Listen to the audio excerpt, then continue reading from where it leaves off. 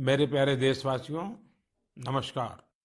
आज आपसे मन की बात एक ऐसे समय कर रहा हूं जब कोरोना हम सभी के धैर्य, हम सभी के दुख बर्दाश्त करने की सीमा की परीक्षा ले रहा है।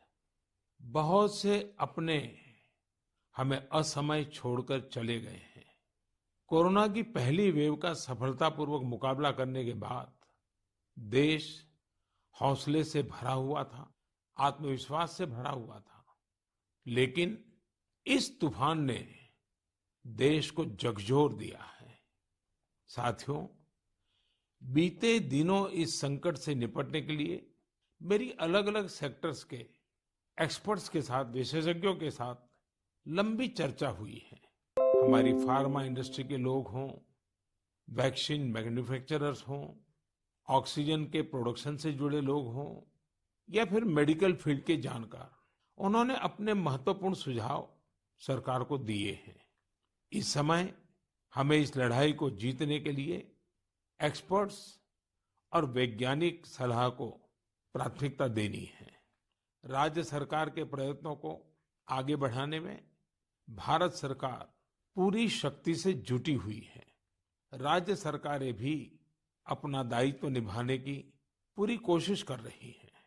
साथियों, कोरोना के खिलाफ इस समय बहुत बड़ी लड़ाई देश के डॉक्टर्स और हेल्थ वर्कर्स लड़ रहे हैं। पिछले एक साल में उन्हें इस बीमारी को लेकर हर तरह के अनुभव भी हुए हैं।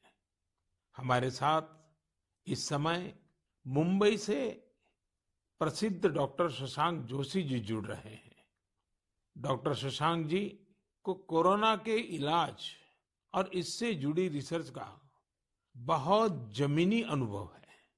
वो इंडियन कॉलेज ऑफ फिजिशियंस के डीन भी रह चुके हैं। आइए बात करते हैं डॉक्टर शशांक से। नमस्कार डॉक्टर शशांक जी। नमस्कार सर। अभी कुछ दिन पहले ही मुझे आपसे बात करने का अवसर मिला था। आपके विचारों की स्पष्टता मुझे बहुत अच्छी लगी थी। मुझे लगा देश के सभी नागरिकों को आपके विचार जानने चाहिए। जो बातें सुनने में आती है उसी को मैं एक सवाल के रूप में आपके सामने प्रस्तुत करता हूँ।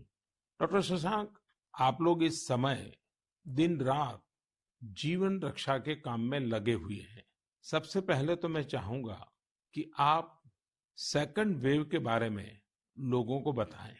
मेडिकली ये कैसे अलग है और क्या-क्या सावधानी जरूरी है? धन्यवाद सर। ये दूसरी बाढ़ आई है, ये तेजी से आई है। तो जितनी पहली बाढ़ थी उससे ये वायरस ज्यादा तेज चल रहा है। लेकिन अच्छी बात यह है कि उससे ज्यादा रफ्तार से रिकवरी भी है और मृत्यु दर काफी कम है। इसमें दो तीन फर्क है।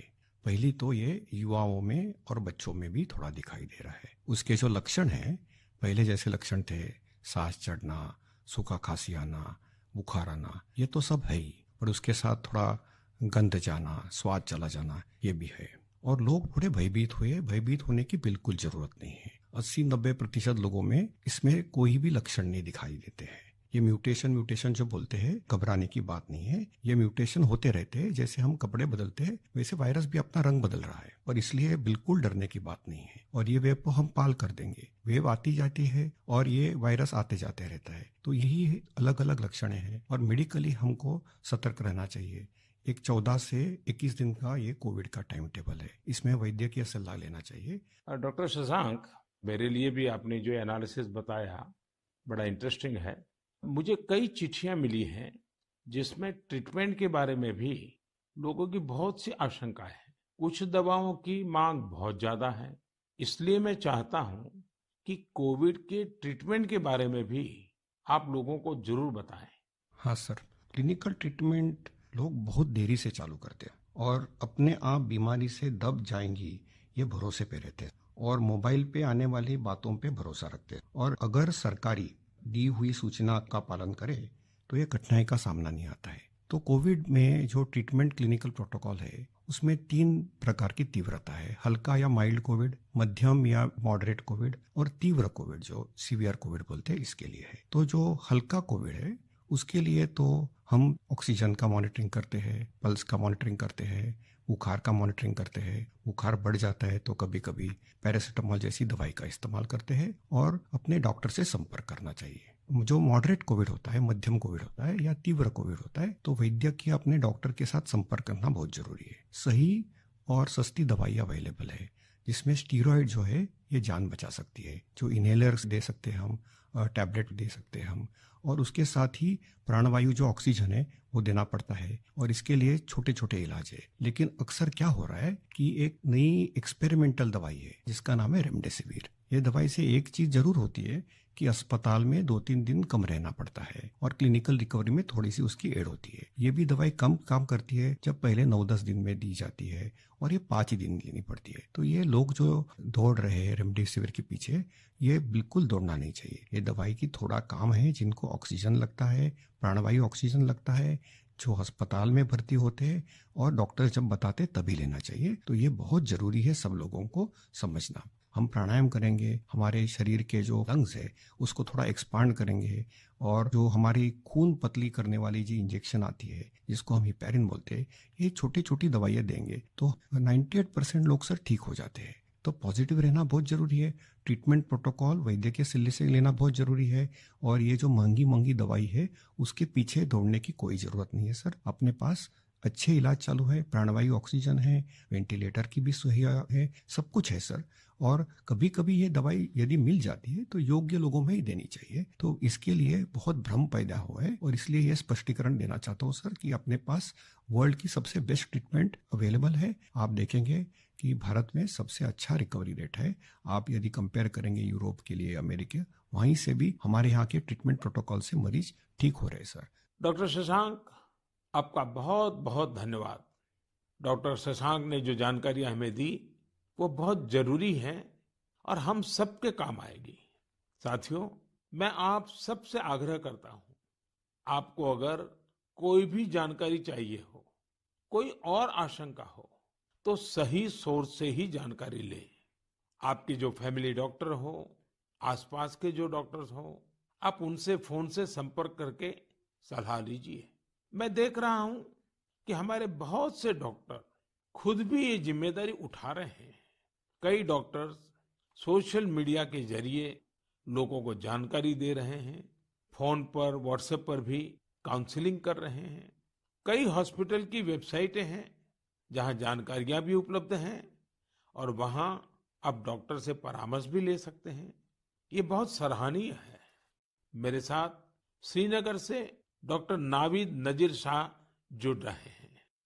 डॉक्टर नावीद श्रीनगर के गवर्नमेंट मेडिकल कॉलेज में प्रोफेसर हैं। नावीद जी अपनी देखरेख में अनेकों कोरोना पेशेंट्स को ठीक कर चुके हैं, और रमजान के इस पवित्र माह में डॉक्टर नावीद अपना कार्य भी निभा रहे हैं, और उन्होंने हमसे बातचीत के लिए समय भी निकाला है। आइए उन्हीं से बात करते हैं। नावीद जी, नमस्कार। नमस्कार सर। डॉक्टर नावीद, मन की बात के हमारे श्रोताओं ने इस मुश्किल समय में पैनिक मैनेजमेंट का सवाल उठाया है। आप अपने अनुभव से उन्हें क्या जवाब देंगे? देखिए, जब कोरोना शुरू हुआ तो कश्मीर में जो सबसे पहला हॉस्पिटल डिजिग्नेट हुआ एज कोविड हॉस्पिटल वो हमारा सीडी हॉस्पिटल था, जो मेडिकल कॉलेज के अंडर में आता है। तो उस टाइम एक खौफ का माहौल था, लोगों में तो था ही। वो समझते थे शायद कोविड का इन्फेक्शन किसी को हो जाता है तो एक डेथ सेंटेंस माना जाएगा ये। और ऐसे ही जो हमारे अस्पतालों में डॉक्टर साहिबान या पैरामेडिकल स्टाफ काम करते थे, उनमें भी एक खौफ का माहौल था कि हम इन पेशेंट्स को कैसे फेस करेंगे, हमें इन्फेक्शन होने का खतरा तो नहीं है। लेकिन जो ही टाइम गुजरा, हमने भी देखा कि अगर पूरी तरीके से हम जो प्रोटेक्टिव गियर पहने और एहतियाती तदाबीर जो है उन पे अमल करें, तो हम भी सेफ रह सकते हैं और हमारा जो बाकी स्टाफ है वो भी सेफ रह सकता है। और आगे आगे जब भी हम देखते गए तो ये मरीज, जो कुछ लोग बीमार थे, कुछ एसिम्प्टोमेटिक थे, यानी कि उनमें कोई बीमारी के कोई लक्षण नहीं थे, हमने देखा कि करीब करीब 90-95% से ज्यादा जो मरीज हैं वो खुद विदाउट एनी मेडिकेशन भी ठीक हो जाते हैं। तो वक्त जैसे गुजरता गया तो लोगों में जो कोरोना का एक डर था वो बहुत कम हो गया। आज की बात जो हम ये सेकंड वेव जो इस टाइम हमारी आई है इस कोरोना में, इस टाइम भी हमें पैनिक होने की जरूरत नहीं है। इस मौके पे भी हम अगर जो प्रोटेक्टिव मेजर्स हैं, जो एसओपीज है, अगर उन पे हम अमल करेंगे, जैसे मास्क पहनना, हैंड सैनिटाइजर का यूज करना, इसके अलावा फिजिकल डिस्टेंस मेंटेन करना या सोशल गैदरिंग्स हम अवॉइड करें, तो हम अपना रोजमर्रा का काम भी बखूबी निभा सकते हैं और इस बीमारी से प्रोटेक्शन भी पा सकते हैं। डॉक्टर नावीद, वैक्सीन को लेकर भी लोगों के कई सारे सवाल हैं, जैसे कि वैक्सीन से कितनी सुरक्षा मिलेगी, वैक्सीन के बाद कितना आश्वस्त रह सकते हैं। आप कुछ बात इसमें बताएं तो श्रोताओं को बहुत लाभ होगा। जब कोरोना का इन्फेक्शन सामने आया, तब से आज तक हमारे पास अभी कोविड-19 के अगेंस्ट कोई इफेक्टिव ट्रीटमेंट अवेलेबल नहीं है। तो हम इस बीमारी को फाइट दो ही चीजों से कर सकते हैं, एक तो प्रोटेक्टिव मेजर, और हम पहले से ही कह रहे थे कि अगर कोई इफेक्टिव वैक्सीन हमारे पास आए तो वो हमें इस बीमारी से निजात दिला सकता है। और हमारे मुल्क में दो वैक्सीन इस टाइम अवेलेबल है, कोवैक्सीन है, कोविशील्ड है, जो यहीं पे बना हुआ वैक्सीन है। और कंपनीज भी अपनी जो उन्होंने ट्रायल्स की हैं, तो उसमें भी देखा गया है कि इसकी एफिकेसी जो है वो 60% से ज्यादा है। अगर हम जम्मू कश्मीर की बात करें, हमारी यूटी में अभी तक 15 से 16 लाख तक लोगों ने अभी ये वैक्सीन लगाया है। हाँ, सोशल मीडिया में काफी इसके जो मिसकंसेप्शन या मिथ्स इसमें आए थे कि ये साइड इफेक्ट्स हैं। अभी तक हमारे जो भी यहाँ पे वैक्सीन लगे हैं, कोई साइड इफेक्ट उनमें नहीं पाया गया है। सिर्फ जो आम हर किसी वैक्सीन के साथ एसोसिएटेड होता है, किसी को बुखार आना, पूरे बदन में दर्द, या लोकल साइट जहाँ पे इंजेक्शन लगता है वहाँ पे पेन होना, ऐसे ही साइड इफेक्ट्स हमने हर मरीज में देखे हैं। तो कोई ग्रॉस हमने कोई एडवर्स इफेक्ट नहीं देखा है। हाँ, और दूसरी बात, लोगों में ये भी आशंका थी कि कुछ लोग आफ्टर वैक्सीनेशन यानी वैक्सीन टीकाकरण के बाद पॉजिटिव हो गए। इसमें कंपनी से ही गाइडलाइन है कि उसमें अगर किसी को टीका लगा है उसके बाद उसको इन्फेक्शन हो सकता है, वो पॉजिटिव हो सकता है, लेकिन जो बीमारी की सीवियरिटी है यानी बीमारी की शिद्दत जो है उन मरीजों में उतनी नहीं होगी। यानी कि वो पॉजिटिव हो सकते हैं, लेकिन जो बीमारी है वो एक जानलेवा बीमारी उनमें साबित नहीं हो सकती है। इसलिए जो भी ये मिसकंसेप्शंस हैं वैक्सीन के बारे में, वो हमें दिमाग से निकालने चाहिए। और जिसकी बारी आई, क्योंकि 1 मई से हमारा पूरे मुल्क में जो भी 18 साल से ज्यादा की उम्र के हैं उनको वैक्सीन लगाने का कार्यक्रम शुरू होगा, तो लोगों से अपील यही करेंगे कि आप आए, वैक्सीन लगवाएं और अपने आप को भी प्रोटेक्ट करें, और ओवरऑल हमारी सोसाइटी और हमारी कम्युनिटी इससे प्रोटेक्ट हो जाएगी कोविड-19 के इन्फेक्शन से। डॉक्टर नावीद, आपका बहुत बहुत धन्यवाद और आपको रमजान के पवित्र महीने की बहुत बहुत शुभकामनाएं। बहुत बहुत शुक्रिया। साथियों, कोरोना की इस संकट काल में वैक्सीन की अहमियत सभी को पता चल रही है। इसलिए मेरा आग्रह है कि वैक्सीन को लेकर किसी भी अफवाह में न आए। आप सभी को मालूम भी होगा कि भारत सरकार की तरफ से सभी राज्य सरकारों को फ्री वैक्सीन भेजी गई है, जिसका लाभ 45 साल की उम्र के ऊपर के लोग ले सकते हैं। अब तो 1 मई से देश में 18 साल के ऊपर के हर व्यक्ति के लिए वैक्सीन उपलब्ध होने वाली है। अब देश का कॉरपोरेट सेक्टर, कंपनियां भी अपने कर्मचारियों को वैक्सीन लगाने के अभियान में भागीदारी निभा पाएगी। मुझे ये भी कहना है कि भारत सरकार की तरफ से मुफ्त वैक्सीन का जो कार्यक्रम अभी चल रहा है, वो आगे भी चलता रहेगा। मेरा राज्यों से भी आग्रह है कि वो भारत सरकार के इस मुफ्त वैक्सीन अभियान का लाभ अपने राज्य के ज्यादा से ज्यादा लोगों तक पहुंचाएं। साथियों, हम सब जानते हैं कि बीमारी में हमारे लिए अपनी, अपने परिवार की देखभाल करना मानसिक तौर पर कितना मुश्किल होता है। लेकिन हमारे अस्पतालों के नर्सिंग स्टाफ को तो यही काम लगातार कितने ही मरीजों के लिए एक साथ करना होता है। ये सेवा भाव हमारे समाज की बहुत बड़ी ताकत है। नर्सिंग स्टाफ द्वारा की जा रही सेवा और परिश्रम के बारे में सबसे अच्छे से तो कोई नर्स ही बता सकती है। इसलिए मैंने रायपुर के doctor B.R. Ambedkar medical college hospital में अपनी सेवाएं दे रही सिस्टर भावना ध्रुव जी को मन की बात में आमंत्रित किया है। वो अनेकों कोरोना मरीजों की देखभाल कर रही हैं। आइए उन्हीं से बात करते हैं। नमस्कार भावना जी। आदरणीय प्रधानमंत्री जी, नमस्कार। भावना जी, यस सर। मन की बात सुनने वालों को आप जरूर ये बताइए कि आपके परिवार में इतनी सारी जिम्मेवारियां, इतने सारे मैंने मल्टीटास्क, और सर। उसके बाद भी आप कोरोना के मरीजों के साथ काम कर यस रही सर। हैं। कोरोना के मरीजों के साथ आपका जो अनुभव रहा वो जरूर देशवासी सुनना चाहेंगे, क्योंकि सिस्टर जो होती हैं, नर्सिस जो होते हैं, वो यस सर। पेशेंट के सबसे निकट होती हैं और सबसे लंबे समय तक होती हैं। Yes sir. तो वो हर चीज को बड़ी बारीकी से समझ सकती हैं। जी बताइए। जी सर, मेरा टोटल एक्सपीरियंस कोविड में सर 2 मंथ का है सर। हम 14 डेज ड्यूटी करते हैं और 14 डेज के बाद हमें रेस्ट दिया जाता है। फिर 2 महीने बाद हमारा ये कोविड ड्यूटी रिपीट होता है सर। जब सबसे पहले मेरी कोविड ड्यूटी लगी तो सबसे पहले मैं अपने फैमिली मेंबर्स को ये कोविड ड्यूटी की बात शेयर करी। ये मई की बात है और मैं ये जैसे ही मैंने शेयर किया, सबके सब डर गए, घबरा गए मुझसे। कहने लगे कि बेटा ठीक से काम करना। एक इमोशनल सिचुएशन था सर बीच में, जब मेरी बेटी मुझसे पूछी, मम्मा आप कोविड ड्यूटी जा रहे हो। तो उस समय बहुत ही ज्यादा मेरे लिए इमोशनल मोमेंट था। लेकिन जब मैं कोविड पेशेंट के पास गई तो मैं एक जिम्मेदारी घर में छोड़ के गई, और जब मैं कोविड पेशेंट से मिली सर तो वो उनसे और ज्यादा घबराए हुए थे। कोविड के नाम से सारे पेशेंट इतना डरे हुए थे सर कि उनको समझ में ही नहीं आ रहा था कि उनके साथ क्या हो रहा है, हम आगे क्या करेंगे। हम उनके डर को दूर करने के लिए उनसे बहुत अच्छे से हेल्दी एनवायरनमेंट दिए सर उन्हें। हमें जब ये कोविड ड्यूटी करने को कहा गया तो सर सबसे पहले हमको पीपी किट पहनने के लिए कहा गया सर, जो कि बहुत ही कठिन है।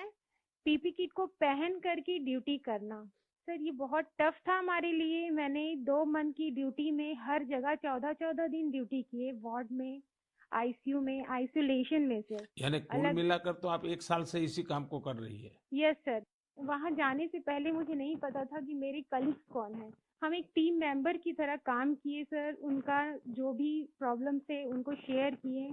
हम जाने पेशेंट के बारे में और उनका स्टिग्मा दूर किया सर। कई लोग ऐसे थे सर कि जो कोविड के नाम से ही डरते थे। वो सारे सिम्टम्स उनमें आते थे जब हम हिस्ट्री लेते थे उनसे, लेकिन वो डर के कारण वो अपना टेस्ट नहीं करवा पाते थे। तो हम उनको समझाते थे, और सर जब सीवियरिटी बढ़ जाती थी तब उनका लंग्स ऑलरेडी इन्फेक्टेड हो चुका रहता था, तब उनको आईसीयू की जरूरत रहती थी, तब वो आते थे और साथ में उनकी पूरी फैमिली आती थी। तो ऐसा 1-2 केस हमने देखा सर। और ऐसा भी नहीं कि हर एक एज ग्रुप के साथ काम किया सर हमने, जिसमें छोटे बच्चे थे, महिला, पुरुष, बुजुर्ग, सारे तरह के पेशेंट थे सर। उन सबसे हमने बात करी तो सबने कहा कि हम डर की वजह से नहीं आ पाए।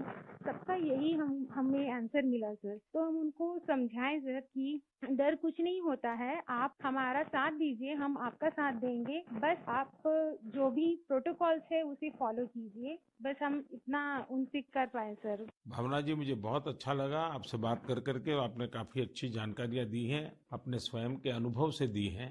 जी तो सर। जरूर देशवासियों को इससे एक पॉजिटिविटी का मैसेज जाएगा। आपका बहुत बहुत धन्यवाद भावना जी।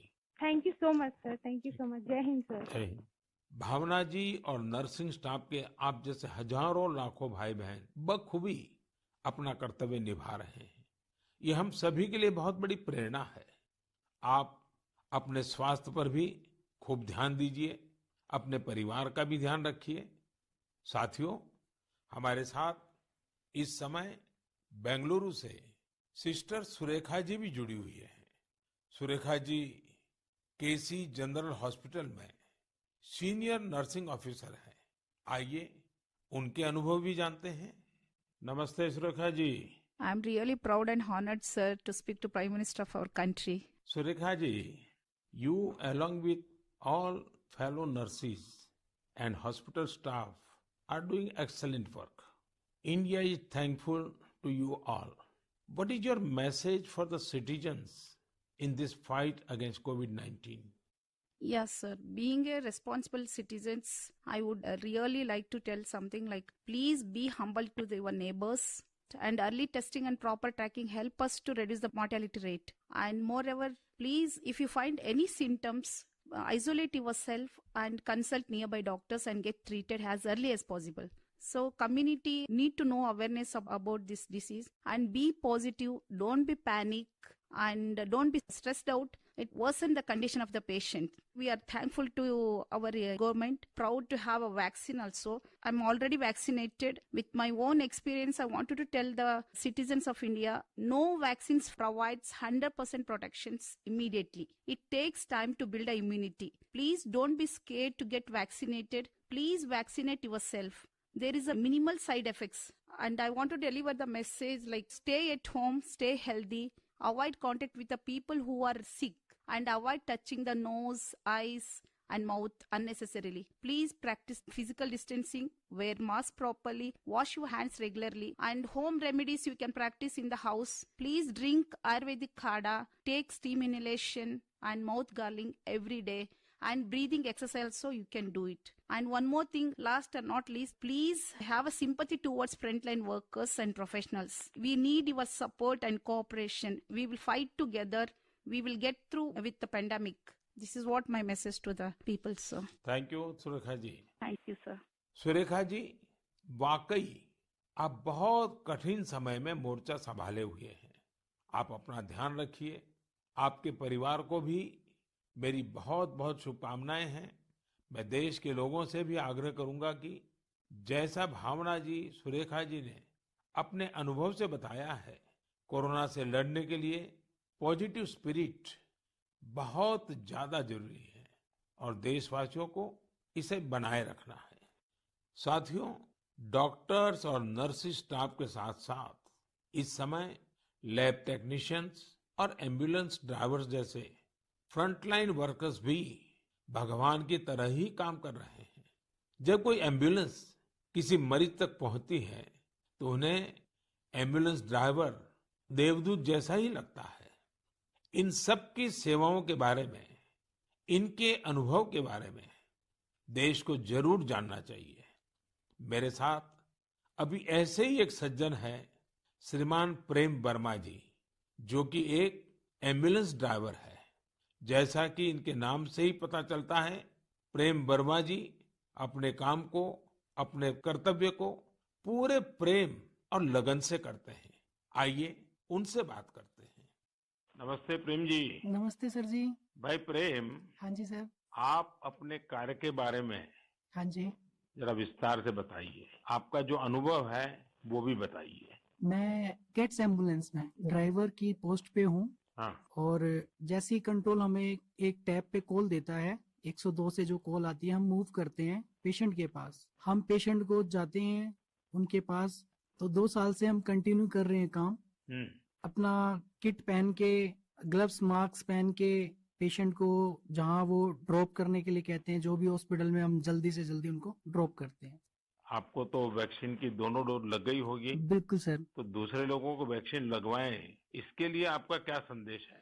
सर बिल्कुल सभी को ये डोज लगवानी चाहिए और अच्छी ही है फैमिली के लिए भी। अब मुझे मेरी मम्मी कहती है ये नौकरी छोड़ दो। मैंने बोला मम्मी अगर मैं भी नौकरी छोड़ के बैठ जाऊंगा तो सब और पेशेंट को कैसे कौन छोड़ने जाएगा, क्योंकि सब इस कोरोना काल में सब भाग रहे हैं, सब नौकरी छोड़ के जा रहे हैं। मम्मी भी मुझे बोलती है कि बेटा ये नौकरी छोड़ दे। मैंने बोला नहीं मम्मी, मैं नौकरी नहीं छोड़ूंगा। प्रेम जी, माँ को दुखी मत करना, नहीं माँ सर। को समझाना। हाँ जी। लेकिन ये जो आपने माँ वाली बात बताई ना, हाँ जी। ये बहुत ही छूने वाली है। आपकी माता जी को भी हाँ जी। मेरा प्रणाम कहिएगा। बिल्कुल। हाँ। हाँ जी। और प्रेम जी, मैं आपके माध्यम से हाँ जी। ये एम्बुलेंस चलाने वाले हमारे ड्राइवर भी हाँ जी। कितना बड़ा रिस्क लेकर के काम कर रहे हैं हाँ जी। और हर एक की माँ क्या सोचती है, बिल्कुल सर। ये बात जब श्रोताओं तक पहुंचेगी, हाँ जी। मैं जरूर मानता हूँ कि उनको भी दिल को छू जाएगी। हाँ जी। प्रेम जी, बहुत बहुत धन्यवाद। आप एक प्रकार से प्रेम की गंगा बहा रहे हैं। धन्यवाद सर जी। धन्यवाद भैया। धन्यवाद। साथियों, प्रेम वर्मा जी और इन जैसे हजारों लोग आज अपना जीवन दांव पर लगाकर लोगों की सेवा कर रहे हैं। कोरोना के खिलाफ इस लड़ाई में जितने भी जीवन बच रहे हैं, उसमें एम्बुलेंस ड्राइवर्स का भी बहुत बड़ा योगदान है। प्रेम जी, आपको और देश भर में आपके सभी साथियों को मैं बहुत बहुत साधुवाद देता हूं। आप समय पर पहुंचते रहिए, जीवन बचाते रहिए। मेरे प्यारे देशवासियों, ये सही है कि कोरोना से बहुत लोग संक्रमित हो रहे हैं, लेकिन कोरोना से ठीक होने वाले लोगों की संख्या भी उतनी ही ज्यादा है। गुरुग्राम की प्रीति चतुर्वेदी जी ने भी हाल ही में कोरोना को हराया है। प्रीति जी मन की बात में हमारे साथ जुड़ रही हैं। उनके अनुभव हम सबके काफी काम आएंगे। प्रीति जी नमस्ते। नमस्ते सर, कैसे हैं आप? मैं ठीक हूँ जी। सबसे पहले तो मैं आपकी कोविड-19 से जी सफलतापूर्वक लड़ने के लिए जी। सराहना करूंगा। थैंक यू सो मच मेरी सर। कामना है आपका स्वास्थ्य और तेजी से बेहतर हो। जी शुक्रिया सर। प्रीति जी, हाँ जी सर। ये सिर्फ आपके परिवार में आप ही का नंबर लगा कि परिवार के और सदस्य भी इसमें फंस गए हैं? नहीं नहीं सर, मैं अकेली ही हुई थी चलिए, आज पॉजिटिव। भगवान की कृपा रही। अच्छा, जी मैं चाहूंगा हाँ जी कि सर। आप अपने इस पीड़ा के अवस्था के कुछ अनुभव अगर साझा करें, तो जी सर। शायद जो श्रोता है हाँ उनको भी जी। ऐसे समय कैसे अपने आप को संभालना चाहिए, इसका मार्गदर्शन मिलेगा। जी सर, जरूर सर। इनिशियली इस स्टेज में मेरे को बहुत ज्यादा लेथार्जिक, मतलब बहुत सुस्ती सुस्ती आया, और उसके बाद ना मेरे गले में थोड़ी सी खराश होने लगी। तो उसके बाद ना मेरा थोड़ा सा मेरे को लगा कि ये सिम्टम्स है, तो मैंने टेस्ट कराने के टेस्ट कराया। दूसरे दिन रिपोर्ट आते ही जैसे मेरे को पॉजिटिव हुआ, मैं अपने आप को क्वारंटीन कर लिया, एक रूम में आइसोलेट करके। अब डॉक्टर्स के साथ कंसल्ट करा मैंने उनसे, उनकी मेडिकेशन स्टार्ट कर तो दी। आपका परिवार बच गए आपके क्विक जी एक्शन सर। के कारण। जी सर, वो बाकी सबका भी बाद में कराया था, बाकी सब नेगेटिव थे, मैं ही पॉजिटिव थी। और उससे पहले मैंने अपने आप को आइसोलेट कर लिया था एक रूम के अंदर। अपनी जरूरत का सारा सामान रख के उसको मैं अपने आप अंदर कमरे में बंद हो गई थी। और उसके साथ साथ मैंने फिर डॉक्टर के साथ मेडिकेशन स्टार्ट कर दी। तो मैंने मेडिकेशन के साथ साथ ना मैंने योगा, आयुर्वेदिक, और साथ में मैंने ना काढ़ा भी लेना शुरू कर दिया था अपनी इम्यूनिटी बूस्ट करने के लिए। और सर मैं दिन में, मतलब जब भी अपना भोजन वगैरह लेती थी, उससे मैंने हेल्दी फूड जो कि प्रोटीन रिच डाइट थी वो लिया। मैंने बहुत सारा फ्लूइड लिया, मैंने स्टीम लिया, गार्गल किया और हॉट वाटर लिया। मैंने दिन भर मैं इन सब चीजों को ही अपने उस जीवन में लेती आई डेली। और सर इन दिनों में ना सबसे बड़ी बात मैं बोलना चाहूंगी कि घबराना तो बिल्कुल नहीं है, बहुत मेंटली स्ट्रांग करना, जिसके लिए मेरे को ना योगा ने बहुत ज्यादा, ब्रीदिंग एक्सरसाइज करती थी ना, उससे मुझे अच्छा लगता था उसको करने से मुझे। अच्छा प्रीति जी, जब अब आपका प्रोसेस पूरा हो गया, आप संकट से बाहर निकल आई, हाँ अब आपका जी। टेस्ट भी नेगेटिव आ गया है, हाँ जी तो सर। फिर आप अपने स्वास्थ्य के लिए, जी इसके सर। देखभाल के लिए अभी क्या कर रही है? सर मैंने एक तो योगा बंद नहीं किया है, ठीक है। मैंने काढ़ा अभी भी ले रही हूँ, और अपनी ना इम्यूनिटी बूस्ट रखने के लिए मैं अच्छा हेल्दी फूड खा रही हूँ अभी, जो कि मैं बहुत अपने आप को नेग्लेक्ट कर लेती थी, उस पर बहुत ध्यान दे रही हूँ मैं। धन्यवाद Preeti ji. Thank you so much sir. आपने जो जानकारी दी, मुझे लगता है ये बहुत सारे लोगों के काम आएगी।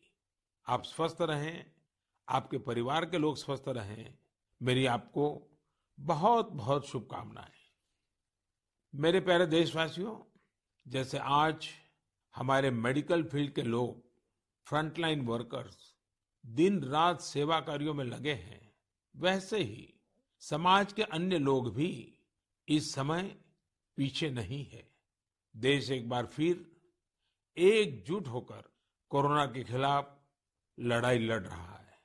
इन दिनों मैं देख रहा हूं, कोई क्वारंटाइन में रह रहे परिवारों के लिए दवा पहुंचा रहा है, कोई सब्जियां, दूध, फल आदि पहुंचा रहा है, कोई एम्बुलेंस की मुफ्त सेवाएं मरीजों को दे रहा है। देश के अलग अलग कोने में इस चुनौतीपूर्ण समय में भी स्वयंसेवी संगठन आगे आकर दूसरों की मदद के लिए जो भी कर सकते हैं वो करने का प्रयास कर रहे हैं। इस बार गांवों में भी नई जागरूकता देखी जा रही है। कोविड नियमों का सख्ती से पालन करते हुए लोग अपने गांव की कोरोना से रक्षा कर रहे हैं। जो लोग बाहर से आ रहे हैं उनके लिए सही व्यवस्थाएं भी बनाई जा रही हैं।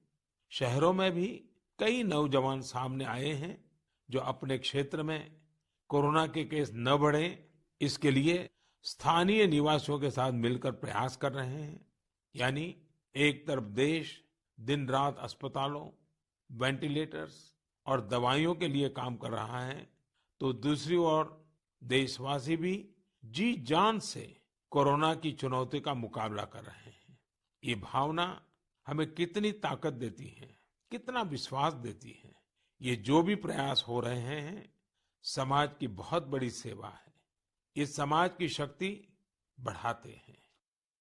मेरे प्यारे देशवासियों, आज मन की बात की पूरी चर्चा को हमने कोरोना महामारी पर ही रखा, क्योंकि आज हमारी सबसे बड़ी प्राथमिकता है इस बीमारी को हराना। आज भगवान महावीर जयंती भी है। इस अवसर पर मैं सभी देशवासियों को शुभकामनाएं देता हूं। भगवान महावीर के संदेश हमें तप और आत्म संयम की प्रेरणा देते हैं। अभी रमजान का पवित्र महीना भी चल रहा है। आगे बुद्ध पूर्णिमा भी है। गुरु तेग बहादुर जी का 400वां प्रकाश पर्व भी है। एक महत्वपूर्ण दिन पोचिशे बोईशाख टैगोर जयंती का है। ये सभी हमें प्रेरणा देते हैं अपने कर्तव्य को निभाने की। एक नागरिक के तौर पर हम अपने जीवन में जितनी कुशलता से अपने कर्तव्यों को निभाएंगे, संकट से मुक्त होकर भविष्य के रास्ते पर उतनी ही तेजी से आगे बढ़ेंगे। इसी कामना के साथ मैं आप सभी से एक बार फिर आग्रह करता हूं कि वैक्सीन हम सबको लगवाना है और पूरी सावधानी भी रखनी है। दवाई भी, कड़ाई भी, इस मंत्र को कभी भी नहीं भूलना है। हम जल्द ही साथ मिलकर इस आपदा से बाहर आएंगे। इसी विश्वास के साथ आप सभी का बहुत बहुत धन्यवाद। नमस्कार।